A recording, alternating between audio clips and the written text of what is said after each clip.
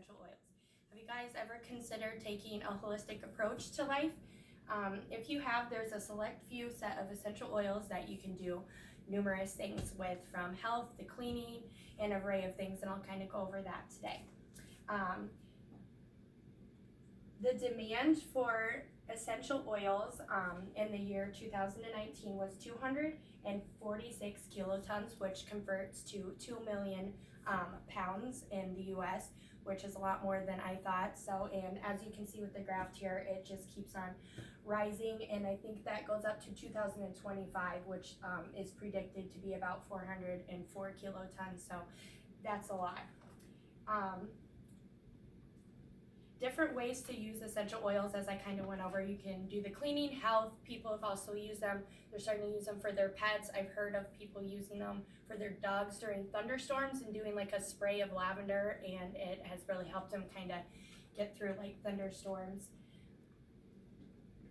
What are essential oils? According to Wikipedia, essential oils is a concentrated hydrophobic acid, and hydrophobic means it repels from water.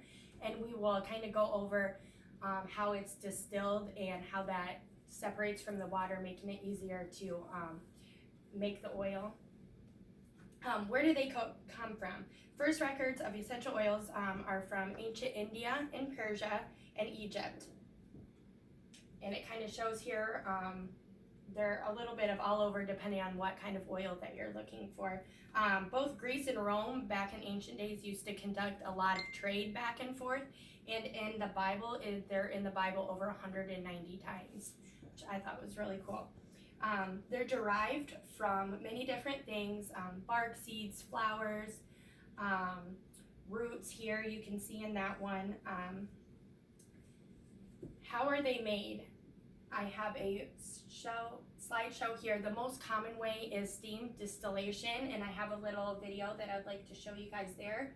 I'll just let that play really quick. Question: how are essential oils made? Answer: the main way is through distillation. The art of distillation.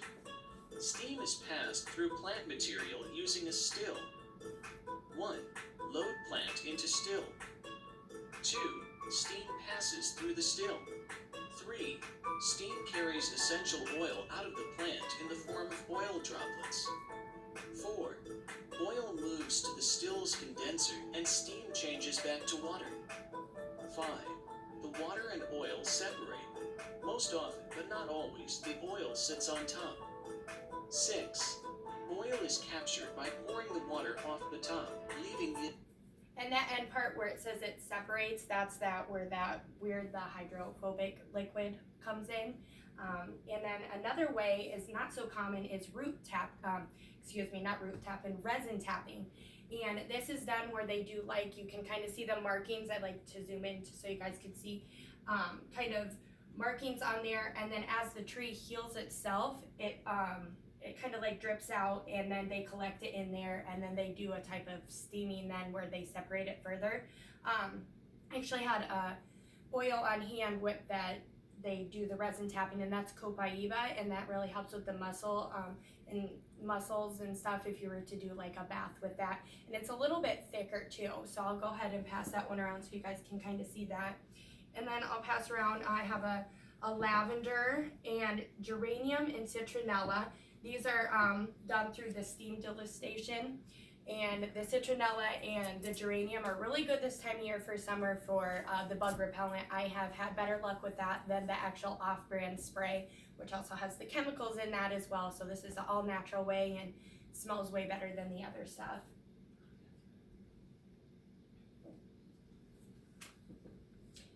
So another how to use essential oils: you can do the diffuser in your home, you can make a spray, you can mix it in with a carrier oil, or you can also do it in a lotion.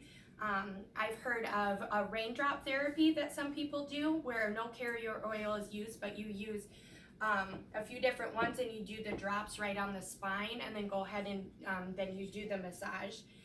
Orally, these can be taken orally through a capsule, or you can put them in your tea or your water. One thing about putting them in water though is you want to be careful that it's not a plastic container and that it is glass. Also, you want to look for when you're storing them, you can kind of see on the bottle that it's an amber color and a darker color, because if it's a clear glass, they can diminish the value of them and the smell. They'll kind of go away. I've also seen it Bath and Body Works where they say that essential oils are in their product and they have the plastic clear. That's not going to be a very pure essential oil, rather than I have seen one set there that has this bottle, so you want to kind of look for that when purchasing stuff like that. To understand how essential oils work so effectively, you want to kind of understand how it works in your body. It works at a cellular level. The molecule is so small they can actually penetrate into the blood system, then go into the circulatory system, and then into the brain. When you're inhaling it, it affects your olfactory epithelium, and that's a tissue behind the nose, and that quickly becomes saturated, helping it to work so quickly for, like, I've heard for asthma, breathing in a peppermint or eucalyptus and lavender has helped asthma attacks in place of an inhaler, or for anxiety as well with the lavender. And then kind of here it just, this slide kind of shows where it goes to the hypothalamus in the end, and that's what in the brain that helps responds to the aroma and stores that message that the brain is receiving.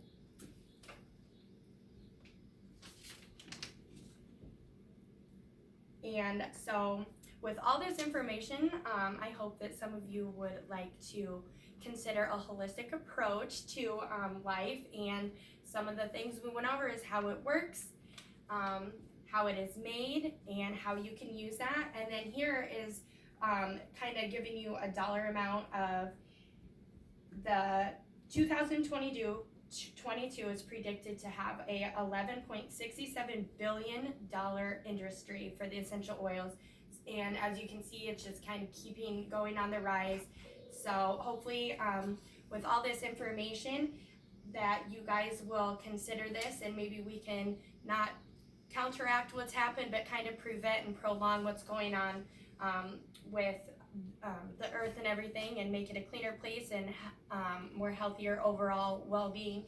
And the essential oils statistics that I did get, I wanted to let you guys know I did get that at prnewwire.com. Were there any questions that anybody had? Where is lavender originated from? Lavender is from, that is a good question. So I have done some reading. There is a few different places on there, but it's usually they do studies of, they'll do samples, and wherever it's the purest. So every year when it grows, sometimes others are more potent than others, but that is a very good question. So kind of different wherever the fields are having more potency or better luck in their fields. Any other question? Okay. All right. Thank you all for coming. Hi, and I recorded.